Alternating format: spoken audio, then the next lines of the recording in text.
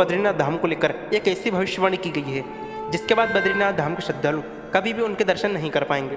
ऐसा माना जाता है कि वह समय बहुत नज़दीक है जब बद्रीनाथ धाम के रास्ते बंद हो जाएंगे। दरअसल चमोली जिले के जोशीमठ में मौजूद नरसिंह भगवान की एक मूर्ति है जिसका हाथ कलयुग में बढ़ते पाप के साथ साथ पतला होता जा रहा है और आज के समय में उनके हाथ का वही हिस्सा सुई के गोलाई के बराबर हो गया है। ऐसे में जब ये हाथ गिर जाएगा तब नर और नारायण पर्वत आपस में मिल जाएंगे और बद्रीनाथ धाम का रास्ता पूरी तरह से बंद हो जाएगा, जिसके चलते भक्त बद्रीनाथ धाम के दर्शन नहीं कर पाएंगे। वहीं पुराणों की माने तो आने वाले कुछ सालों में जब बद्रीनाथ धाम लुप्त हो जाएगा तब कई हजारों सालों बाद भविष्य बद्री नाम से नए तीर्थ का उद्गम होगा। दोस्तों, बद्रीनाथ धाम में भगवान विष्णु की 3133 मीटर की ऊंचाई पर मूर्ति स्थित है और माना जाता है कि आदि शंकराचार्य 8वीं शताब्दी के दार्शनिक संत ने इसका निर्माण कराया था। वहीं इसके पश्चिम में 27 किलोमीटर की दूरी पर स्थित बद्रीनाथ शिखर की ऊंचाई 7138 मीटर है।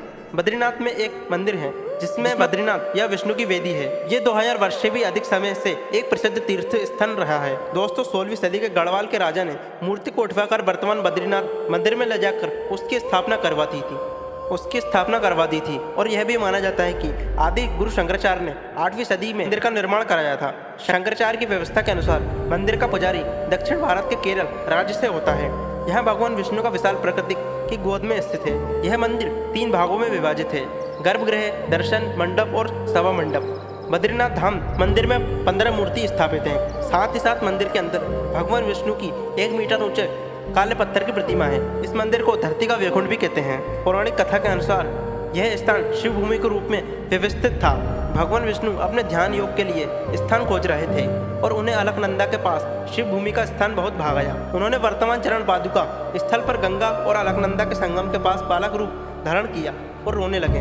उनके रोने की आवाज़ सुनकर माता पार्वती और शिवजी बालक के पास आए और उस बालक से पूछा कि तुम्हें क्या चाहिए। तो बालक ने ध्यान योग करने के लिए शिव भूमि का स्थान मांगा। यही पवित्र स्थान आज बद्री विशाल के नाम से जाना जाता है। वहीं दोस्तों, बद्रीनाथ के नाम के पीछे एक रोचक कथा है। यह कहते हैं कि एक बार देवी लक्ष्मी भगवान विष्णु से रूठकर मायके चली गई थी। तब भगवान विष्णु देवी लक्ष्मी को मनाने के लिए तपस्या करने लगे, जिसके बाद देवी लक्ष्मी की नाराजगी दूर हो गई थी। तो देवी लक्ष्मी भगवान विष्णु को ढूंढते हुए उस जगह पहुंच गई जहां भगवान विष्णु तपस्या कर रहे थे।